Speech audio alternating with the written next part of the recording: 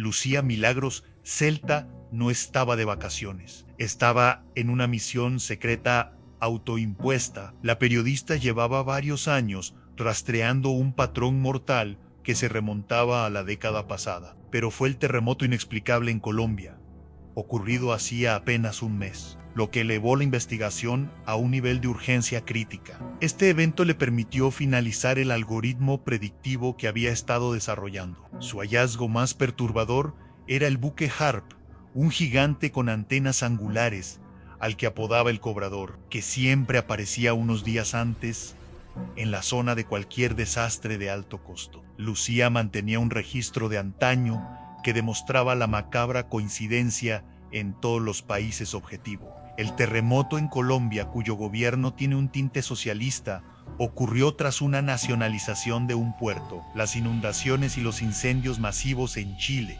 después del rechazo de un acuerdo minero, la Dana en España, tras debates sobre regulaciones, y el incendio de Hawái, que también se hizo con los láseres desde afuera usando la biomasa. Al ver que el gobierno de Brasil, otro país con tinte socialista, acababa de rechazar un acuerdo de carbono, Lucía no esperó. Este hecho le llamó poderosamente la atención y le hizo saltar todas las alarmas. Lucía calculó que la represalia inmediata del consorcio se enfocaría en Brasil, el objetivo principal, con el fin de forzar un cambio de régimen. Lucía tenía la prueba del modus operandi del consorcio. Había encontrado una factura vieja del consorcio que coincidía con la fecha de los terribles tornados que habían asolado Argentina años atrás. Durante un gobierno socialista, el patrón era evidente: castigo económico, seguido de catástrofe. En ese momento, Lucía comprendió la magnitud real del engaño global. La biomasa aceleradora era un arma militar que poseían todas las potencias mundiales. La gente creía vivir en paz, pero la guerra continuaba, escondida y camuflada, luchándose por la parte mercantil y económica. Los gobiernos o las élites que los controlaban no tenían asco en asesinar a su propia gente, cometiendo un terrorismo mundial disfrazado de desastre natural. Un mes antes del plazo del consorcio, Lucía se instaló en el sur de Brasil. Su investigación había forjado una especie de algoritmo que predijo con precisión el ataque. Sus propios análisis de mapas satelitales ya le mostraban patrones de presión y humedad, vislumbrando cosas extrañas que confirmaban la manipulación del clima. Durante los días previos al ataque, Lucía documentó la preparación. El aire se había vuelto pesado. El efecto de la biomasa aceleradora ya se notaba en el ambiente. Lucía sabía que la biomasa aceleradora funcionaba como un arma dual.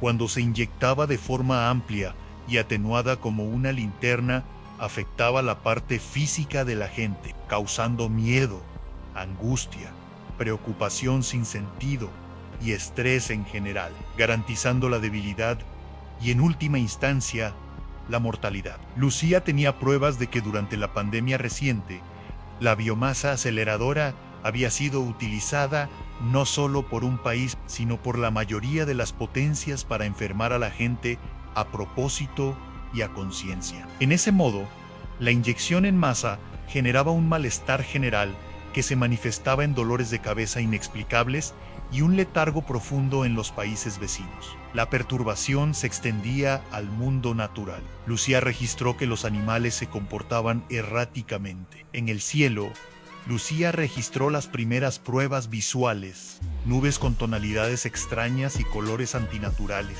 que aparecían en puntos específicos. Esas nubes indicaban que la biomasa aceleradora estaba en su fase de acumulación. El ataque se acercaba, y con él el cambio al modo de ataque de la biomasa aceleradora. El consorcio la enfocaría como un láser puntual para generar los picos de presión necesarios en la biosfera y geología para desatar las inundaciones programadas. El consorcio estaba cobrando una deuda con un evento de desestabilización programada: la inundación, sincronizado con el ciclón y la inminente tormenta solar para que la mentira fuera irrefutable.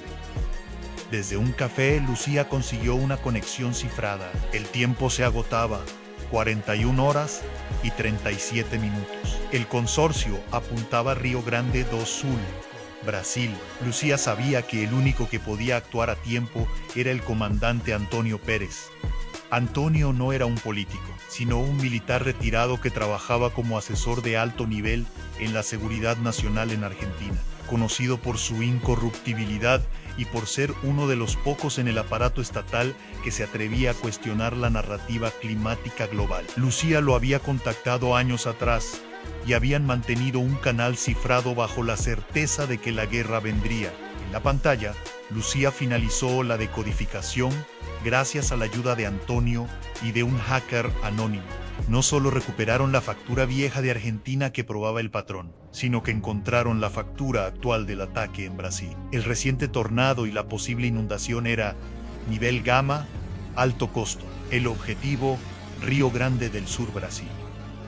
Vio también el plan de continuidad para asegurar el cambio de régimen. Lucía envió el paquete completo, la prueba del patrón argentino, la factura de la inundación de Brasil, la frecuencia de la biomasa aceleradora y el algoritmo de pulsos necesarios para sabotear la antena de Leviatán al canal de Antonio con el mensaje "La falacia climática es el telón de fondo". No esperan una inundación, lo están cocinando. Es el algoritmo de la masacre global. Antonio Pérez, el exmilitar y ahora asesor de alto nivel en el aparato de seguridad de la nación, no dudó. Sus equipos confirmaron la anomalía térmica y la presencia de Leviatán en la costa de Brasil. Antonio dio la orden informal de evacuación en las zonas de riesgo del Cono Sur. Este desliz casi provocó una declaración de guerra por parte de Brasil, cuyo gobierno, bajo presión del consorcio, acusó a la nación vecina de injerencia y alarma infundada. La televisión se burló de Antonio, tachándolo de paranoico. La negligencia inducida estaba funcionando. El presidente del Brasil, siguiendo el protocolo corrupto dictado por el consorcio, solo autorizó una misión de abordaje no letal al Leviatán, asegurando que la acción sería ineficaz. Mientras la armada se dirigía al buque sin munición letal, Lucía era interceptada. El Leviatán no respondió a la misión oficial. La anomalía térmica se disparó. La biomasa aceleradora se activaba. El consorcio estaba disparando la inundación programada sobre Brasil, utilizando los pulsos láser para generar oleajes masivos y redirigirlos quirúrgicamente a Río Grande do Sul. Lucía, cruzando la frontera, envió a Antonio la prueba más demoledora antes de que el apagón la silenciara. El video de las nubes rojas, el audio del consorcio colaborada por el hacker anónimo y toda su investigación de antaño, básicamente, y un mensaje final: el algoritmo y el pulso están ahí. Sácalo todo ahora. Antonio, en la oscuridad, recibió la señal de Lucía. Sabía que la maniobra del consorcio de usar la amenaza de guerra para desviar la atención era el mayor riesgo. Su única opción era la exposición total. Antonio se limitó a ejecutar la orden técnica de Lucía. Ordenó que el paquete completo de datos cifrados, incluyendo el pulso de alta frecuencia diseñado por el hacker anónimo, fuera retransmitido a través de la radio de emergencia del ejército y a todos los canales de aire y dispositivos móviles disponibles. El pulso de alta frecuencia, camuflado en la retransmisión de emergencia, impactó la antena del Leviatán. La anomalía térmica se desplomó. El evento de desestabilización programada fue frustrado en su fase más letal, pero la inundación en Río Grande del Sur, Brasil, se desató debido a los oleajes ya generados por la biomasa aceleradora. Simultáneamente, la gente en Brasil y países vecinos vio la verdad en sus móviles y radios. La negligencia inducida se rompió y, en las calles, la gente, ya debilitada físicamente por la biomasa aceleradora, salió a protestar en un caos total mientras el agua subía. Al ser desenmascarado, el gobierno socialista brasileño colapsó de inmediato. Mientras el desastre ocurría, su jefe de Estado y su gabinete tuvieron que huir en helicóptero hacia una nación socialista vecina en busca de asilo. La evacuación oportuna, combinada con el golpe técnico de Lucía, permitió que el número de víctimas fuera mínimo. Mientras el agua inundaba las calles, la gente grabó con sus cámaras cómo el Leviatán El buque, Cobrador, se alejaba lentamente hacia el horizonte del océano, como prueba física e irrefutable de la conspiración y de que ningún gobierno realmente vela por su gente. La conspiración no fue detenida por un militar, sino que fue expuesta por una periodista que se negó a ignorar el cielo y el silencio. La victoria la obtuvo el pueblo, armado con la verdad 1000 veces negada.